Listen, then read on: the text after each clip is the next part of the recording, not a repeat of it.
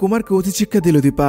সাক্ষ্যদীপ দীপা সোনার বাজায় কুমারের ওখানে এক এক করে কুমারের সব লক্ষ্য করা শেষ করে। বাকি ঘটনা জানতে ভিডিও শেষ পর্যন্ত দেখুন আর কমেন্ট করে জানান আপনাদের এখন কেমন লাগছে। চ্যানেল নতুন হলে চ্যানেলটি সাবস্ক্রাইব করুন। কুমার জয়কে ফোন করলে উর্মি আরো ভয় পেতে থাকে। উর্মি বলে কুমার বলেছিল সব জ্বালে পুরে শেষ করে দিবে, কুমার সেটাই করলো। উর্মির কথা শুনে কুমার বলে আহারে সব তো জ্বলে পুরে শেষ হয়ে গেল, লাবণ্য সাদের ছেলে জ্বলে পুরে শেষ হয়ে গেল।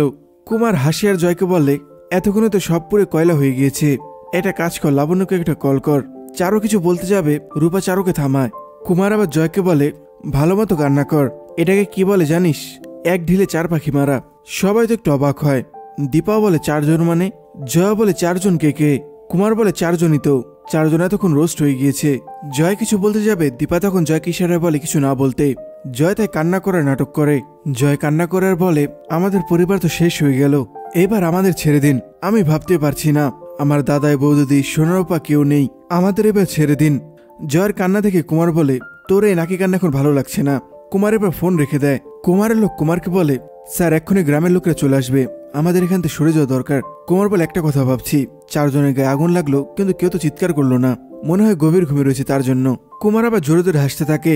কুমার হাসে আর বলে ঘুমের মধ্যে মরে হলো ভাগ্যবানেরা। এটা বলে কুমার তার লোক দিনে ওখান থেকে চলে যায়।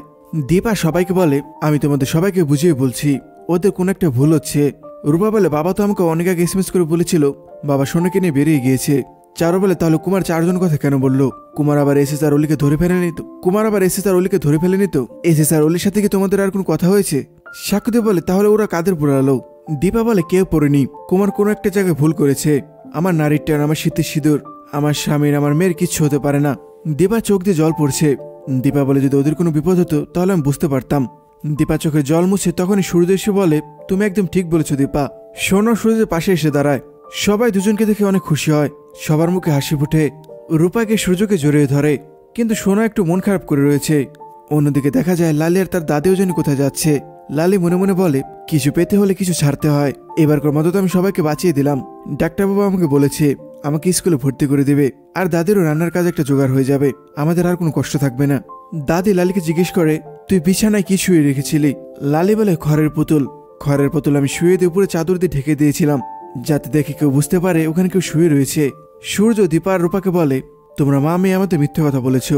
সোনা বলে তোমরা যখন আমাদের মিথ্যে কথা বলেছো তখন আমি একটু অভিমান করেছিলাম। রূপা বলে তখন বলার মতো কোনো পরিস্থিতি ছিল না, বাবাকে কিভাবে নির্দোষ প্রমাণ করবো সেটাই শুধু মাথায় ঘুরছিল। রূপা এরপর সূর্যকে বলে বাবা আমি তোমাকে কথা দিচ্ছি, আমি তোমাকে নির্দোষ প্রমাণ করবো, মাকে আমি কিছু বলিনি।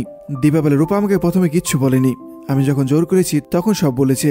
সোনা রূপাকে বলে তোমার পাতা মেয়ে নামটা একদম ঠিক আছে, সব বিষয়ে তোমার শুধু পাকনামি, তোমার একবারও মনে হয়নি আমরা তো তোমার সাথে আসতে পারতাম, আমি কি তোমাকে হেল্প করতে পারতাম না? রূপা কিছু বলে না। রূপা সোনাকে জড়িয়ে ধরে। রূপা বলে আমাকে ভুল বুঝে না সোনা। দুজনকে সরি বলে। সূর্য বলে তার মানে আমি যা ভেবেছিলাম সেটাই হয়েছে, আমার সন্দেহটাই ঠিক ছিল। যাই হোক আমাদের এখানে বেশিক্ষণ থাকা যাবে না, আমি লালিকে বলে রেখেছি বাইরে গাড়ি অপেক্ষা করছে। উর্মি সূর্যকে বলে ওরা কিন্তু আমাদের বাঁচতে দিবে না, ওরা অনেক সাংঘাতিক লোক। সূর্য বলে জানি আমি উর্মি, এর জন্য আমি তোমাদের সবাইকে একসাথে নিয়ে যাব। সবাই কথায় রাজি হলেও দীপা বলে না, এভাবে কি পালিয়ে বাঁচা যায়? পালিয়ে কোথায় যাবেন? সূর্য বলে আমি পালিয়ে যাচ্ছি না, তোমার মনে নেই কুমার আমাদের ক্ষতি করার জন্য কতগুলো বাচ্চার ক্ষতি করতে চেয়েছিল? যারা পাপী তারা এরকমই হয়, তারা কারো কথা ভাবে না। আমি চাই না আমার পরিবার বা আমার পেশেন্টের কারো ক্ষতি হোক, ওরা তো কোনো দোষ করেনি, আমি চাই না ওদের কোনো ক্ষতি হোক। আমাদের জন্য যদি ওদের কোনো ক্ষতি হয় তাহলে আমি সেটা সহ্য করতে পারবো না, আমি নিজেকে কখনো ক্ষমা করতে পারবো না। রূপা বলে কিন্তু বাবা আমি তো এইটা সহ্য করতে পারবো না, কে ডক্টর সুশীল সেনগুপ্তকে ভুল কারণে মনে রাখুক, আমি আমার বাবার নাম আগের মতো ক্লিন করব, সবাই যেন গর্ব করে আমার বাবার নাম বলতে পারে। রূপার সাথে সাথে দীপাও বলে রূপা একদম ঠিক কথা বলেছে ডাক্তারবাবু, আপনার পেশেন্টের যে এত বড় ক্ষতি করতে চেয়েছে তাদেরকে আপনি শাস্তি দেবেন না? আমি তো দেব, এত সহজে আমি ওকে ছেড়ে দেব না। সোনা বলে আমিও শাস্তি দেব। জয় বলে বৌদিদি তো ঠিকই কথা বলেছে। উর্মির চারু বলে একদম ঠিক কথা বলেছে। সূর্য বলে ঠিক আছে, তোমরা তাহলে কি করবে, কি করতে চাও তোমরা? দীপা বলে যা করার আমরা করব, শুধু আপনি নন, আপনি শুধু আমাদের একটা দিন সময় দিন, আমরা যাই করব আপনি শুধু আমাদের বাধা দিবেন না। সোনা বলে বাবাকে নির্দেশ প্রমাণ করার জন্য আমিও যাব। রূপা বলে না সোনা তুমি যাবে না, তুমি সামলাতে পারবে না। সোনা তখন চিৎকার করে বলে তুমি পারলে আমি কেন পারবো না? দুই বোনকে থামিয়ে দিয়ে দীপা বলে রূপা এখন নিজেকে প্রমাণ করার সময় নয়, সোনার যদি ইচ্ছে হয় তাহলে সোনাও যাবে, শুধু সোনা কেন আমরা সবাই যাব। রূপা মনে মনে বলে মাও বুঝলো না, আমি তো সোনার ভালোই চেয়েছিলাম। পরের দিন সকালে সোনার বাজার হসপিটালে সিসিটিভি ফুটেজ চেক করার জন্য ভিডিও ফুটেজে স্পষ্ট দেখা যাচ্ছে কুমার তার লোকদের দিয়ে ঘটনা ঘটিয়েছে। ওইদিকে দীপা পুলিশ অফিসারকে বলে স্যার আপনাদের একটু হেল্প লাগবে, সেদিন যে লোকটি ঘটনা ঘটিয়েছিল তাকে ধরাটা খুব দরকার, তাই আপনাদের আমরা হেল্প চাচ্ছি। দীপা এবার পুলিশ অফিসারকে ভালো মতো সবকিছু বুঝে বলে। দীপার পর সেদিন পেশেন্টের যে বাড়ির লোক ছিল তাদের সাথে কথা বলে। দীপা তাদের কাছ থেকে তথ্য জোগাড় করে। সোনারূপা এরপর যায় হসপিটালে বাইরে। রূপা বলে কোন কোন দোকানে সিসিটিভি ক্যামেরা রয়েছে সেটা আমাদের চেক করতে হবে। সোনা একটা দোকানে সিসিটিভি ক্যামেরা লাগানো দেখতে পায়। সোনা বলে চলো আমরা ওই দোকানে গিয়ে দেখি। এইদিকে উর্মি, জয় আর সূর্য অপেক্ষা করছে। সূর্য দীপাকে কলের উপর কল করছে, কিন্তু দীপা কল ধরছে না। সূর্য বিরক্ত হয়ে বলে ফোনটা কেন ধরছে না, কোথায় আছে কি করছে কিছুই বুঝতে পারছি না। জয় বলে হয়তো বৌদি ফোন দেওয়ার অবস্থায় নেই, কাজে হয়তো ব্যস্ত রয়েছে। সূর্য বলে কি এত ভাবনা চিন্তায় রয়েছে, আমার কি টেনশন হচ্ছে না, তোর আর উর্মির কি টেনশন হচ্ছে না? সারাটা দিন কেটে গেল, কি করছে কোথায় আছে কিচ্ছু জানি না, ফোনও ধরছে না। উর্মি বলে দাদা আপনি একটু শান্ত হন। সূর্য বলে শান্ত হতে বলছো আমাকে, তোমাদের কি টেনশন হচ্ছে না? উর্মি বলে আপনি একটু দিদির উপর ভরসা রাখুন। সূর্য বলে আমি তোমার দিদির উপর চোখ বন্ধ করে ভরসা করি, নিজের থেকে বেশি ভরসা করি তোমার দিদিকে, তাই বলে ধৈর্য ধরার আর শান্ত থাকার একটা লিমিট আছে। সূর্য ঠিক করে নিজে বেরিয়ে যাবে। সূর্য বলে আর আমি হাতে হাতে রেখে বসে থাকতে পারবো না, আমাকে দেখতে হবে ওরা কি করছে। সূর্য যেতে যায় তখন জয় আটকে দেয়। সূর্য জয় আর উর্মিকে বলে তোমরা আমাকে আটকাচ্ছ কেন? জয় বলে ওখানে তো কোনো একটা অঘটনও ঘটতে পারে, এর জন্য আমি তোকে বলছি। সূর্য বলে তুই কি পাগল হয়ে গিয়েছিস? দীপা এখানে নেই, দীপা যদি কোনো বিপদ হয় সেটা জানা সত্ত্বেও আমি এখানে বসে থাকবো? বিকেল গড়িয়ে রাত হয়ে যায়। সাক্ষ্যদীপ, দীপা আর সোনারূপা কুমার যে জায়গায় রয়েছে সেখানে লুকিয়ে ঢুকে পড়ে। ওরা সবাই দেখতে পায় কুমার পূজা দিচ্ছে। কুমার পূজা দিচ্ছে আর বলছে মার এতদিনে আমার মনে আশা পূরণ হয়েছে, আমিও লাবণ্য সাদের পুত্র আর পুত্রবধূ আর নাতিনদের এতদিনে শেষ করতে পেরেছি। কুমার আবার চিৎকার করে বলে আমি তোর এবার গুছিয়ে পুজো দেব, যে পুজো তুই কোনোদিন পাসনি মা। দীপা দূর থেকে এইসব দেখতে থাকে।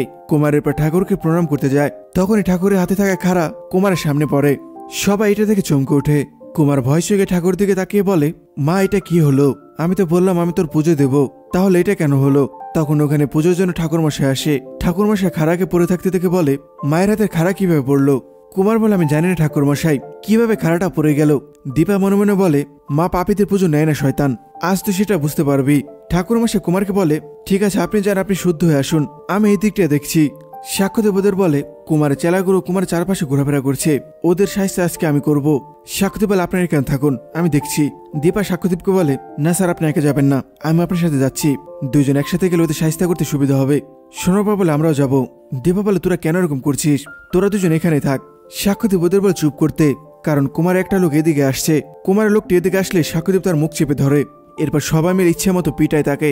সাক্ষ্যদীপ লোকটাকে মারতে মারতে অজ্ঞান করে ফেলে। ঠাকুরমশাই কুমারের বাকি তিনজন লোককে বলে তোমরা এখানেই থাকো, আমি যজ্ঞের কাঠ আর ফল নিয়ে আসছি। ঠাকুরমশাই চলে গেলে ওরা আবার কুমার তিনজন লোকের উপর ঝাঁপিয়ে পড়ে। তিনজন লোককে ওরা অজ্ঞান করে ফেলে, এরপর ওদের দেহ সরিয়ে ফেলে যাতে কেউ দেখে বুঝতে না পারে। সাক্ষ্যদীপের পর দীপাকে বলে চলুন আমাদের এখন এখান থেকে যেতে হবে। দীপা বলে আপনারা যান, আমি যাব না, আপনি সোনারূপাকে নিয়ে যান ডাক্তারবাবুর কাছে। আপনারা যতটুকু হেল্প করা দরকার হেল্প করেছেন, বাকিটা আমি কুমারের সাথে বুঝে নেব। ডাক্তারবাবুর সাথে যেটা হয়েছে সেটা অন্যায় হয়েছে, টাকা পয়সা থেকে সম্মান বড়, আর আমি ডাক্তারবাবুর সম্মান ফিরিয়ে দেব। রূপা বলে কিন্তু মা আমি তোমাকে একা ছেড়ে দিতে পারবো না। দীপা বলে তুই আমাকে নিয়ে ভয় পাচ্ছি, তুই তাকে দেখ আমরা কোথায় দাঁড়িয়ে রয়েছি, মায়ের সামনে কোনো অন্যায় হতেই পারে না। সোনা বলে মা তুমি যদি আবার হারিয়ে যাও? দীপা বলে তোদের মার কোথাও যাবে না, তোদের মা তোদের কাছে ঠিক ফিরে যাবে।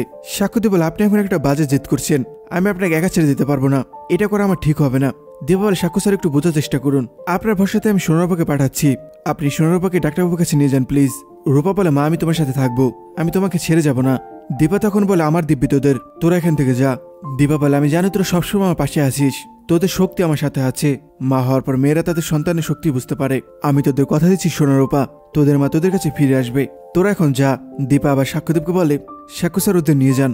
সাক্ষ্যদীপ বলে আমার মন বলছে না আপনাকে এইভাবে একা ছেড়ে যেতে। সাক্ষ্যদীপ বলে ঠিক আছে আমি ওদের নিয়ে যাচ্ছি, আর আপনি একটু সাবধানে থাকবেন। সাক্ষ্যদীপ সোনারূপাকে নিয়ে যায়। দীপা আবার লুকিয়ে পড়ে। সোনা যেতে যেতে সাক্ষ্যদীপকে বলে মাকে একা রাখাটা আমাদের ঠিক হবে না। সাক্ষ্যদীপ বলে আমি তোমাদের সেফটির জন্য তোমাদের সাথে এসেছি, আমিও জানি তোমাদের মাকে একা ছাড়া ঠিক হয়নি। রূপা বলে কিন্তু মা যখন আমাদের যেতে বলেছে আমাদের যেতেই হবে। সোনা তখন জোর গলায় বলে মার যদি কিছু ক্ষতি হয়ে যায় তখন কি করবে? মা তো আমারও তো মাকে নিয়ে টেনশন হচ্ছে। রূপা বলে তুমি আমাকে ভুল বুঝছো। সাক্ষ্যদীপ বলে তোমরা একটা আস্তে কথা বলো, তোমরা কি করছো? সবার টেনশন হচ্ছে। সাক্ষ্যদীপের পর সোনাকে বলে তোমার রাগ হলে তুমি চিৎকার করো কেন? সোনা বলে আমি আমার রাগকে কন্ট্রোল করতে পারি না। সাক্ষ্যদীপ বলে কন্ট্রোল করতে হবে, এখানে চিৎকার করলে কুমারের লোকরা আশেপাশে হয়তো আছে, তারা শুনে ফেলবে সব, পরে আমাদের হিতে বিপদ হবে। রাগ করে কোনো কিছু সলভ করা যায় না, এখানে আমাদের বেশিক্ষণ থাকাতে সেফ হবে না, তোমরা আমার পিছিয়ে পিছিয়ে আসো। সাক্ষ্যদীপের পর সোনারূপাকে নিয়ে যায়। ওইদিকে ঠাকুরমশাই আবার পুজো দিতে আসলে দেখে কেউ নেই। তখন দীপাকে ঠাকুরমশাই সামনে গিয়ে দাঁড়ায়। ঠাকুরমশাই দীপাকে থেকে জিজ্ঞেস করে কে তুমি মা, এত রাতে তুমি এই মন্দিরে কি করছো? দীপা ঠাকুরমশাইকে বলে আমার সাহায্য লাগবে আপনার। আর এইখানে আজকে পর্ব শেষ হয়ে যায়। ভিডিওটা কেমন লাগলো কমেন্ট করে জানান, আর প্রতিদিন এরকম আপডেট পেতে আমাদের চ্যানেলটি সাবস্ক্রাইব করে আমাদের পাশে থাকুন।